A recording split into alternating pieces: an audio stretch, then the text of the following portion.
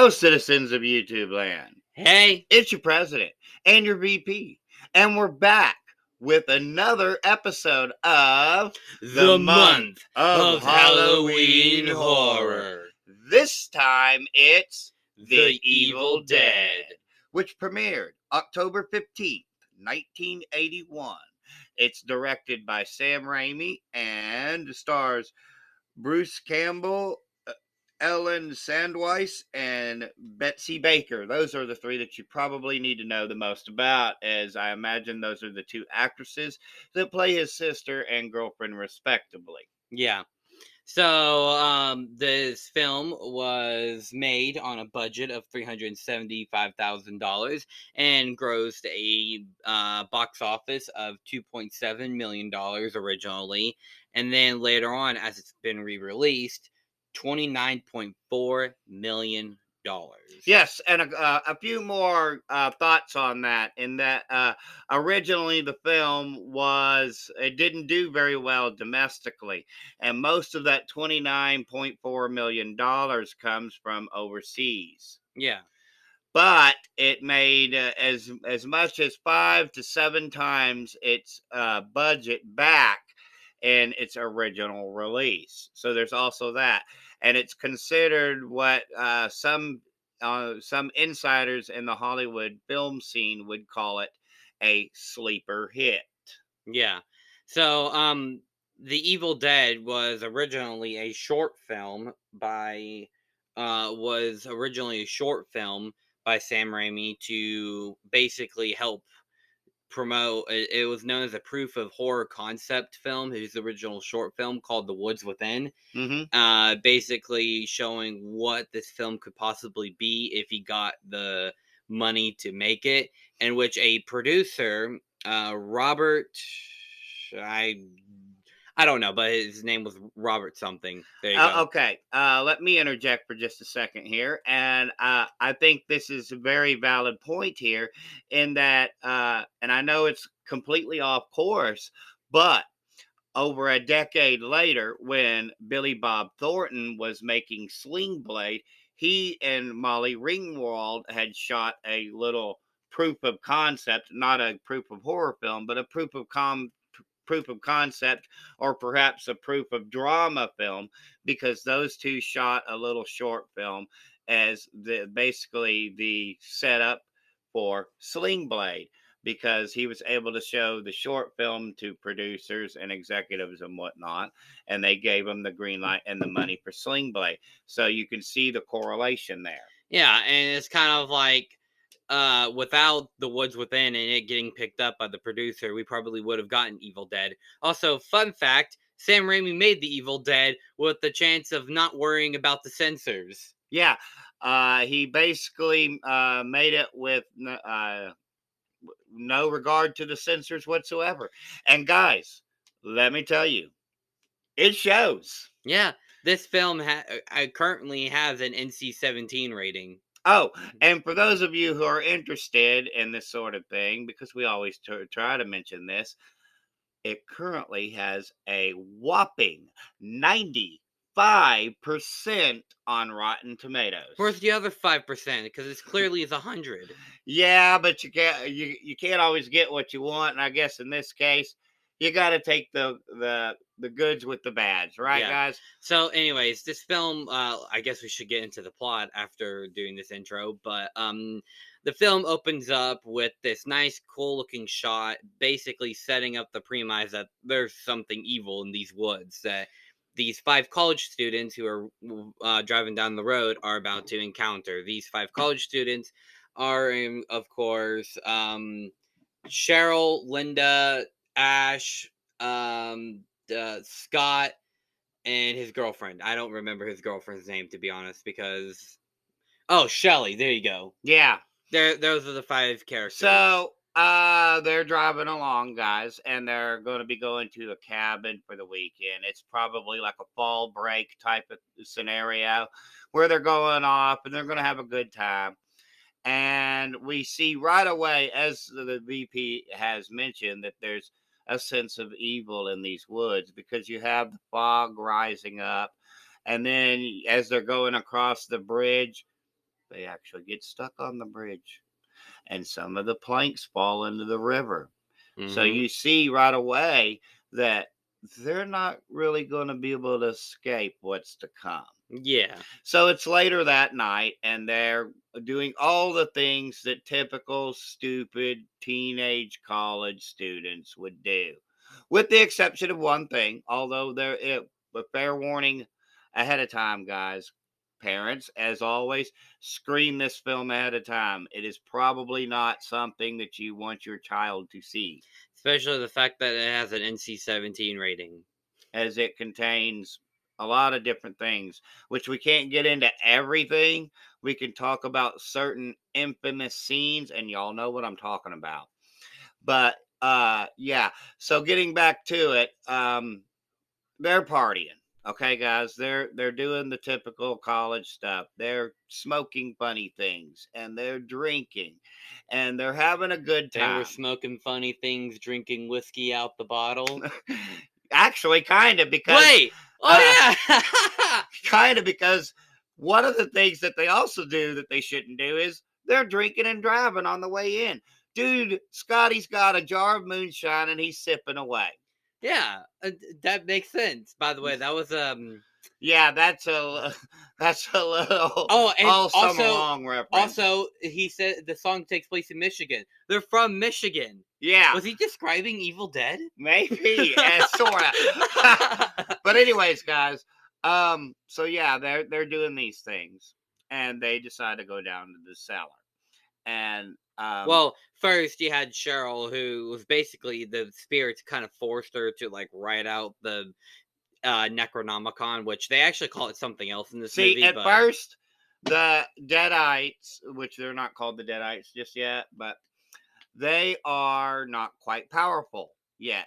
So they're there, but they're not able to really do anything yet. yeah. So they kind of force Cheryl to write out the location, and then they go down into the basement, and it's Ash that finds the tape recorder, and they Mm-hmm. find the Necromonicon.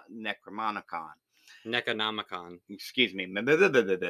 Anyways, guys, so they decide that they're going to listen to the tape recording. And it's a tape recording of the professor who originally found the book. And he reveals that it's a Sumerian text and it's demon conjuring and it's bound in human flesh and it's written with human blood. And y'all all know, those that are watching, y'all all know this story. But for those of you who don't, I guess we're filling you in. Which, because it's kind of been done a million times, but Evil Dead was the one who started it all, so. Yeah, so well, actually, it should be fair that even the Necromonicon is not really exclusive to the army, to the Evil Dead, but it's an actual thing, guys. It's not quite called that, but there is an actual Book of the Dead. So Yeah. yeah, but the professor is revealing the inscriptions and he's reciting the incantations. And so suddenly you get the more evidence, more of the semblance of the evil that's there. Yeah. So Cheryl, she hears something outside her window, goes to check it out. And unfortunately, we can't talk about this next part because we're going to We give. can talk about the lead up though.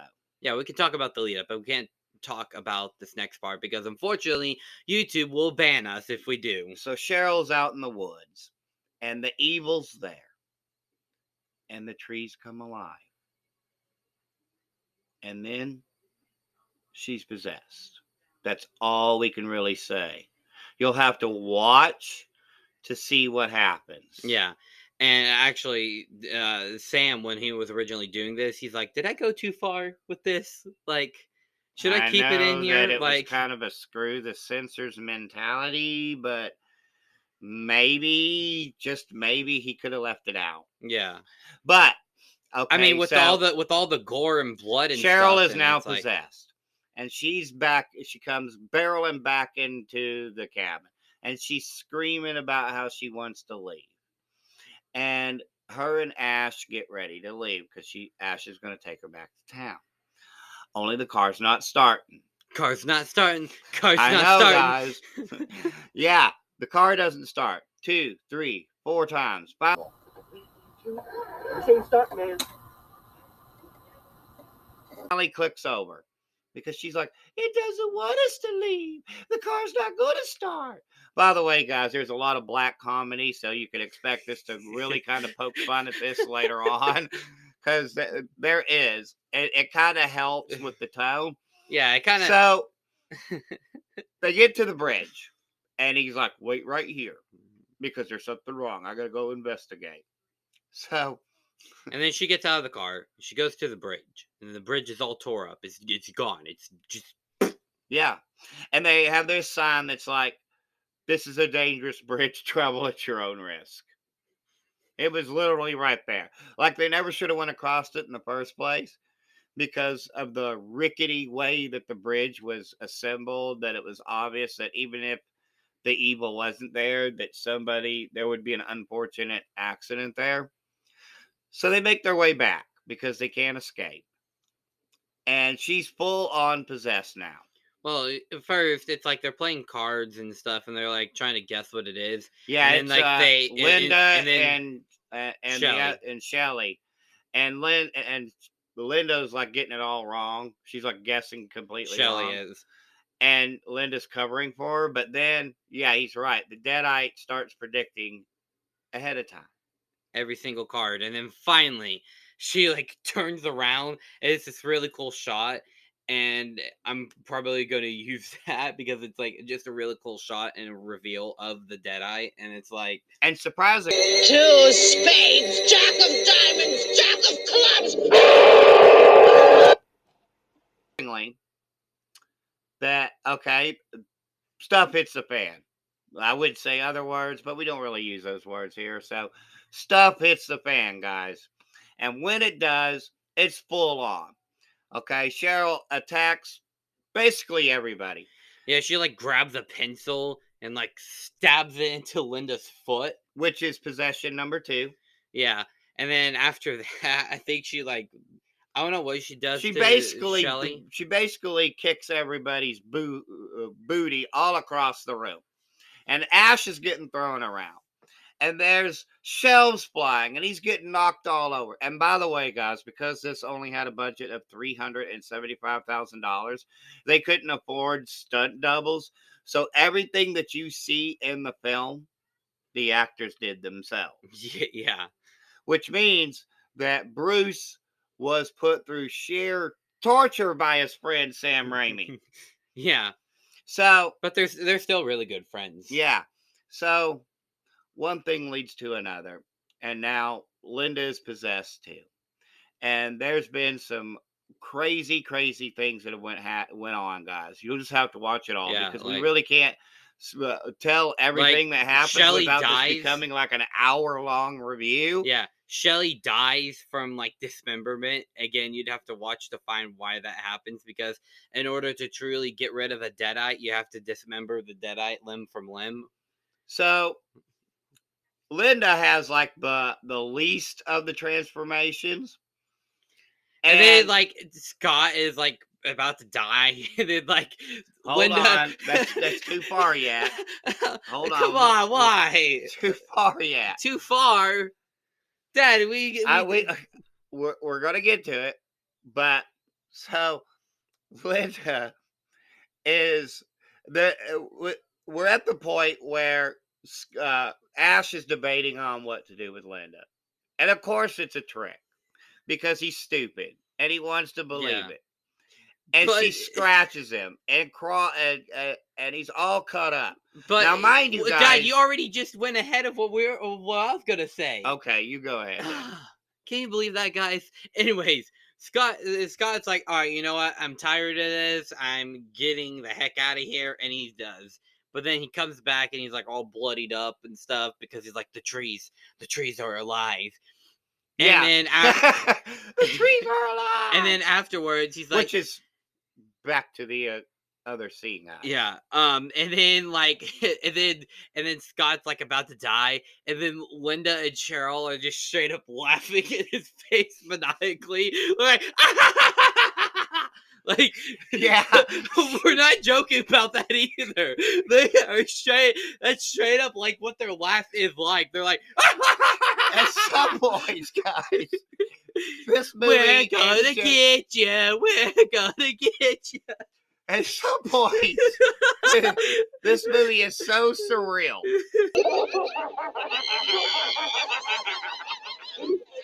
Shut up. Shut up, Linda.